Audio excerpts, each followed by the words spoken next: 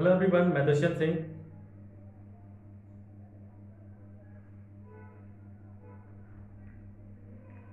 Hello everyone, मैं दुष्यंत सिंह। आज मैं बात करने वाला हूं भारत संघ एवं उसके राज्य क्षेत्र के विषय में। भारतीय संविधान के भाग 1 में अनुच्छेद 1 से लेकर के 4 तक भारत संघ एवं उसके राज्य क्षेत्र के विषय में बताया गया है। तो आज इस क्लास में हम सिर्फ आर्टिकल 1 से लेकर के 4 तक बात करेंगे। आर्टिकल 1 में क्या उपबंध दिया गया है, आर्टिकल 2 में किस चीज के बारे में बताया गया है, 3 में किस चीज के बारे में बताया गया है, 4 में किस विषय में बात की गई है, इसके बारे में चर्चा करेंगे। तो आइए स्टार्ट करते हैं। आर्टिकल 1 यानी अनुच्छेद 1, अनुच्छेद 1 में क्या कहा गया है? इंडिया अर्थात भारत जो है वो क्या होगा? राज्यों का संघ होगा। इंडिया अर्थात भारत राज्यों का संघ होगा। यहां से आपके दो प्रश्न क्लियर हो जाते हैं कि पहला प्रश्न ये पूछा जाता है कि किस अनुच्छेद में ये कहा गया है कि भारत जो है वो क्या होगा? राज्यों का संघ होगा। तो अनुच्छेद 1 में भारत को राज्यों का संघ कहा गया है। इसके अलावा भारतीय संविधान में हमारे देश को किन नामों से उल्लेखित किया गया है? तो भारतीय संविधान में हमारे देश के जो नाम दिए गए हैं वो क्या क्या दिए गए हैं? इंडिया और भारत। इंडिया और भारत, ये प्रश्न भी पूछा जाता है। ठीक है, अब बात करते हैं कि भारत का जो राज्य क्षेत्र है, जिस राज्य क्षेत्र के विषय में बात की जा रही है उसमें कौन कौन से क्षेत्र समाविष्ट किए जाते हैं, उसमें कौन कौन से क्षेत्र शामिल किए जाते हैं। तो पहले क्षेत्र तो वही शामिल है जो हमारे राज्यों के राज्य क्षेत्र हैं। भारत संघ में कौन कौन से क्षेत्र शामिल किए जा रहे हैं? एक तो हमारे क्षेत्र वही हो गए जो हमारे राज्यों के राज्य क्षेत्र हैं, और दूसरा वाला पॉइंट है कि पहली अनुसूची में, संविधान की जो पहली अनुसूची है उसमें किसके बारे में बताया गया है? संविधान की पहली अनुसूची में राज्य एवं संघ शासित प्रदेशों के विषय में बात की गई है। तो पहली अनुसूची में जो भी राज्य या केंद्र शासित प्रदेश निर्दिष्ट किए गए हैं उनके राज्य क्षेत्र, और तीसरा है ऐसे राज्य क्षेत्र जो अर्जित किए जाएं, ऐसे राज्य क्षेत्र जो अर्जित किए जाएं। ठीक है, भारत जिनका अर्जन करता है। तो ये हो गए 3 पॉइंट, यानी कि जो हमारे राज्य हैं उनके राज्य क्षेत्र, पहली अनुसूची में जिन राज्यों एवं केंद्र शासित प्रदेशों के विषय में बात की गई है उनके राज्य क्षेत्र, और तीसरा है ऐसे राज्य क्षेत्र जो हमारा देश अर्जित करता है। ठीक है, दूसरे राज्य क्षेत्र या दूसरे ऐसे बोल सकते हैं। अर्जन का अर्थ क्या है? अर्जन का अर्थ यह है किसी दूसरे देश के भूभाग से अर्जित करना, या तो किसी संधि के आधार पर, ठीक है, या जीत के आधार पर, युद्ध के आधार पर जिन नए क्षेत्रों का अर्जन करता है वो भी किस क्षेत्र में सम्मिलित किए जाएंगे? भारत के राज्य क्षेत्र में सम्मिलित किए जाएंगे। ठीक है, यहां से पहला आर्टिकल आपको क्लियर हो गया होगा। अब इसके बाद में एक प्रश्न उठता है कि भारत को राज्यों का संघ कहा क्यों जाता है? भारत को राज्यों का संघ कहा क्यों जाता है? आर्टिकल 1 में आपने पढ़ा होगा भारत अर्थात इंडिया क्या है? राज्यों का संघ है। लेकिन इसको राज्यों का संघ कहा क्यों जाता है, इसके पीछे क्या है देखते हैं। भारत को राज्यों का संघ क्यों कहा गया है? क्योंकि पहली चीज, जब भारत संघ का निर्माण हुआ था तो जितने भी क्षेत्र या जितने भी राज्य इस भारत में सम्मिलित हुए थे वो किसी एग्रीमेंट के तहत नहीं हुए थे। पहली चीज, यानी जो भारत संघ है वो भारत संघ एवं राज्यों के बीच किसी समझौते का परिणाम नहीं है। पहला पॉइंट क्या कह रहा है आपका? जो भारत है वो राज्यों के मध्य किसी भी एग्रीमेंट का रिजल्ट नहीं है। भारत संघ का निर्माण हुआ था तो राज्यों के साथ भारत संघ का किसी भी प्रकार का कोई एग्रीमेंट नहीं हुआ था। ठीक है, और दूसरा है कि कोई भी राज्य है, यानी भारत संघ में जितने भी राज्य या केंद्र शासित प्रदेश हैं, कोई भी राज्य अपनी इच्छा के अनुसार या अपनी मर्जी से भारत संघ से अलग होने की स्वतंत्रता नहीं रखता है। ठीक है, भारत संघ से कोई भी राज्य कैसा नहीं हो सकता है? अलग नहीं हो सकता है, पृथक नहीं हो सकता है। इसीलिए क्या है? यूनियन ऑफ स्टेट्स इसको कहा जाता है। यूनियन ऑफ स्टेट्स अर्थात राज्यों का संघ भारत को कहा जाता है। बात करते हैं आर्टिकल 2, अनुच्छेद 2। अनुच्छेद 2 में कौन कौन से प्रावधान दिए गए हैं कि संसद जो है वो भारत संघ में नए राज्यों का प्रवेश कर सकती है या नए राज्यों की स्थापना कर सकती है। इन दोनों चीजों को समझने की कोशिश करेंगे। अनुच्छेद 2 में कहा गया है कि जो संसद है वो नए राज्यों का प्रवेश कर सकती है भारत संघ में, और नए राज्यों की क्या कर सकती है? स्थापना कर सकती है। तो इस संबंध में, इस परिप्रेक्ष्य में संसद को 2 तरह की पावर्स दी गई हैं। किस संबंध में? नए राज्यों के प्रवेश और नए राज्यों की स्थापना से संबंधित संसद को 2 तरह की पावर दी गई हैं। वो कौन कौन सी पावर है? पहली पावर है कि नए राज्यों को संघ में शामिल करना। संसद चाहे तो क्या कर सकती है? जो नए राज्य हैं उनको भारतीय संघ में सम्मिलित कर सकती है। और दूसरी पावर क्या है? नए राज्यों का गठन कर सकती है। नए राज्यों का गठन कर सकती है। अब इन दोनों पॉइंट्स को आप किस तरीके से समझेंगे? नए राज्यों को संघ में शामिल करना, इसका अर्थात है कि जो नए राज्यों के बारे में बात की जा रही है वो राज्य पहले से ही विद्यमान है, राज्य बनाने की आवश्यकता नहीं है। जिन नए राज्यों की यहाँ पे बात करती है संसद या अनुच्छेद 2 में जिन नए राज्यों के विषय में बात की जा रही है, उनका अर्थ यह है कि जो नए राज्यों के बारे में बात कर रहे हैं वो नए राज्यों का अस्तित्व पहले से है, परंतु वे भारतीय संघ में सम्मिलित नहीं है, वो भारतीय संघ में सम्मिलित नहीं है। तो क्या कर सकती है? ऐसे राज्यों को संसद भारतीय संघ में सम्मिलित कर सकती है और इसके साथ साथ क्या कर सकती है? नए राज्यों को गठित कर सकती है, नए राज्यों को गठित कर सकती है। ये जो प्रावधान दिए गए हैं, अनुबंध दिए गए हैं, अनुच्छेद 2 में दिए गए हैं, ठीक है। और इसी का उदाहरण देखने को मिलता है कि जो सिक्किम था, सिक्किम जो राज्य है वर्तमान में, जो भारत संघ का हिस्सा है, इसे पहले स्वतंत्र देश के रूप में जाना जाता था। सिक्किम को पहले स्वतंत्र देश के रूप में जाना जाता था, लेकिन क्या किया गया कि 36वां कॉन्स्टिट्यूशनल अमेंडमेंट किया गया 1975 में, 36वां संविधान संशोधन हुआ 1975 में, और इसके द्वारा कौन सा अनुच्छेद भारतीय संविधान में जोड़ा गया? अनुच्छेद 2 क। याद रखेंगे, 36वां संविधान संशोधन 1975 के द्वारा भारतीय संविधान में अनुच्छेद 2 का जोड़ा गया, और इसमें क्या प्रावधान दिया गया कि सिक्किम क्या होगा? भारत संघ का एक अभिन्न अंग होगा। क्योंकि इससे पहले जो सिक्किम था उसको एक स्वतंत्र देश की तरह ट्रीट किया जाता था, लेकिन इस अमेंडमेंट के बाद में, इस संशोधन के बाद में सिक्किम जो था भारत संघ का एक हिस्सा बन गया, अर्थात भारत का एक राज्य बन गया, ठीक है। बात करते हैं आर्टिकल 3 के बारे में, अनुच्छेद 3 के विषय में। अनुच्छेद 3 में क्या होता है कि जो संसद है वो नए राज्यों का निर्माण, वर्तमान राज्यों की सीमाओं एवं नामों में परिवर्तन कर सकती है। अनुच्छेद 3 में कौन कौन से प्रावधान दिए गए हैं कि जो संसद है वो क्या कर सकती है?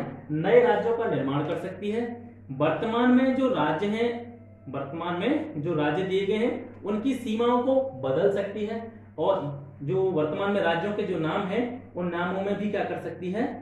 संशोधन कर सकती है, परिवर्तन कर सकती है, ठीक है।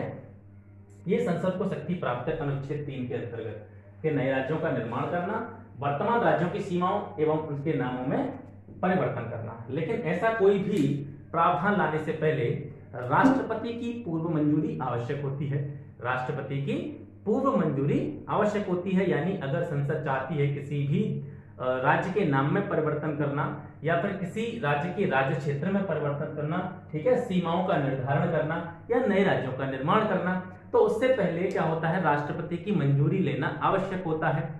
तो राष्ट्रपति मंजूरी देने से पहले राष्ट्रपति चाहे तो क्या कर सकता है कि जिस राज्य से संबंधित प्रावधान उसके पास लाया गया है, जिस राज्य की सीमाओं में परिवर्तन का कोई भी मैटर है, ठीक है, या किसी राज्य के नाम में परिवर्तन का कोई मैटर है, तो वो क्या करेगा?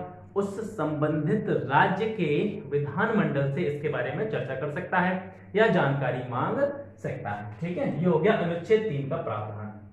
इसके बाद में बात करते हैं आर्टिकल नंबर 4 की।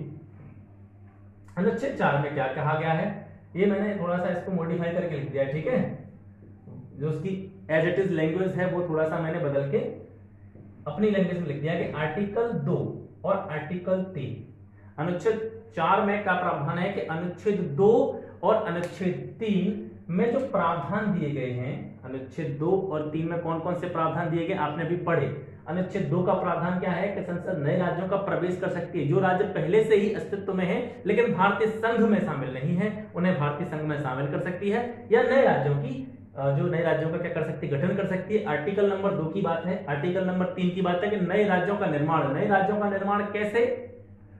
कि कोई बड़ा राज्य है, मान लीजिए कि यूपी है, यूपी के अगर 2 हिस्से कर दिए जाएं, यूपी बहुत बड़ा स्टेट है, अगर हम चाहें या मतलब हम नहीं, मतलब संसद चाहे तो क्या कर सकते हैं कि यही बहुत बड़ा स्टेट है, इसको रन करना बड़ा मुश्किल हो रहा है, इसकी पॉपुलेशन बहुत ज्यादा है, इसमें संसाधनों का बड़ा मतलब संसाधनों का जो है बंटवारा सुनिश्चित रूप से नहीं हो पा रहा है, तो संसद चाहती है कि चलो इसमें क्या कर देते हैं, इसको तोड़ करके 2 हिस्सों में बांट देते हैं, जिससे 2 अलग अलग राज्य हो जाएंगे, ठीक है। तो ये हो जाए नए राज्यों का निर्माण कैसे? जैसे वर्तमान में कोई राज्य है और उसका जैसे कोई बड़ा राज्य है और उसके 2 भाग कर दिए जाएं, ठीक है, वो क्या हो गया? नए राज्यों का निर्माण हो गया। वर्तमान राज्यों की सीमाओं में परिवर्तन, जैसे मान लो हमारे उत्तर प्रदेश की सीमाएं जो हैं कहां कहां लगी हुई हैं, वो उनको थोड़ा सा और बढ़ा दिया जाए, ठीक है, आपस में मतलब संतुलन स्थापित करके राज्यों की सीमाओं में क्या कर दिया जाए, परिवर्तन कर दिया जाए। तो ये आर्टिकल 3 की बातें हो गई, ये आर्टिकल 2 की बातें हो गई। तो अनुच्छेद 4 में जो बात की गई है वो किसकी की गई है कि आर्टिकल 2 में और आर्टिकल 3 में जिन प्रावधानों के बारे में बताया गया है, जिन चीजों के बारे में बताया गया है, उन्हें अनुच्छेद 368 के तहत संविधान संशोधन के अंतर्गत नहीं रखा जाएगा।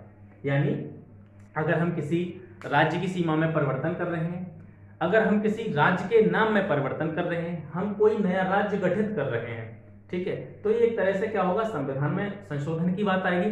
लेकिन ये जो संशोधन है, ये संशोधन अनुच्छेद 368 के तहत नहीं माना जाएगा। 368 में क्या प्रावधान दिए गए हैं, संविधान में संशोधन के जो प्रावधान दिए गए हैं वो आर्टिकल 368 में दिए गए हैं। लेकिन अनुच्छेद 4 क्या कहता है कि संसद को अनुच्छेद 2 और अनुच्छेद 3 में जो राज्यों को नाम परिवर्तित करने की, राज्यों की सीमाओं में परिवर्तन करने की या राज्यों को गठित करने की जो शक्ति संसद को प्राप्त है, वो अनुच्छेद 368 के तहत क्या नहीं मानी जाएगी, संशोधन नहीं मानी जाएगी। ठीक है, वो जो संशोधन करेंगे वो अनुच्छेद 368 के तहत संशोधन उसको नहीं माना जाएगा। ठीक है, अब एक प्रश्न उठता है कि भारत विनाशी राज्यों का अविनाशी संघ है, यानी भारत को क्या कहा जाता है। ये बड़ा अच्छा प्रश्न है कि भारत को क्या कहा गया है, विनाशी राज्यों का अविनाशी संघ। आपने ये प्रश्न पढ़ा भी होगा, शायद एक दो बार आया है परीक्षाओं में, देखा गया है कि भारत को क्या कहा गया है, विनाशी राज्यों का अविनाशी संघ। या फिर इसको ऐसे भी कहीं पे देखने को मिलता है, किसी किसी पुस्तक में ये देखने को मिलता है कि भारत को विभाज्य राज्यों का अविभाज्य संघ कहा गया है। भारत को विभाज्य राज्यों का अविभाज्य संघ कहा गया है। तो क्यों कहा जाता है भाई भारत को विनाशी राज्यों का अविनाशी संघ, क्यों कहा जाता है भारत को? वो इसलिए कहा जाता है कि पहला पॉइंट, जो संघ है यानी केंद्र है, संघ यानी हमारा जो केंद्र है वो राज्य को समाप्त कर सकता है, राज्य को समाप्त कर सकता है। आप बोलेंगे राज्य को कैसे समाप्त कर सकता है, केंद्र राज्य को समाप्त कैसे कर सकता है? तो अभी आपने जो प्रावधान पढ़े उसमें क्या था, उसमें क्या प्रावधान दिया गया था कि किसी राज्य का नाम परिवर्तित कर दिया, किसी राज्य की सीमा में परिवर्तन कर दिया। इसके साथ साथ दो छोटे छोटे राज्य हैं उनको मिला करके एक राज्य बना दिया। जब दो छोटे छोटे राज्यों को मिला करके ऐड करके एक ही स्टेट बना दिया गया है तो इसका मतलब क्या हुआ, राज्य समाप्त हो गया। ठीक है, एक राज्य जो है वो कैसा हो गया, समाप्त हो गया, क्योंकि दो का एक बना दिया गया। तो ये जो प्रावधान है ये यही इसी प्रावधान के अंदर आया ना कि राज्य को क्या कर सकता है, समाप्त कर सकता है, संघ राज्य को समाप्त कर सकता है। लेकिन वहीं जो राज्य होता है वो संघ को समाप्त नहीं कर सकता। संघ राज्य को समाप्त कर सकता है लेकिन राज्य संघ को समाप्त नहीं कर सकता। पहला तो ये हो गया। ठीक है, यानी जब राज्य समाप्ति हो जाएगा तो राज्य कैसे हो गए, विनाशी हो गए। अविभाज्य कहां रहे, कैसे हो गए, विभाज्य हो गए। मैंने क्या बोला था, विभाज्य राज्यों का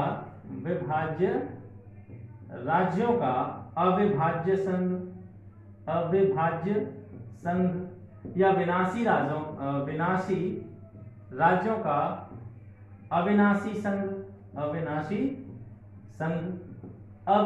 संघ मतलब संघ का तो विनाश हो ही नहीं रहा है, राज्यों का विनाश हो जा रहा है।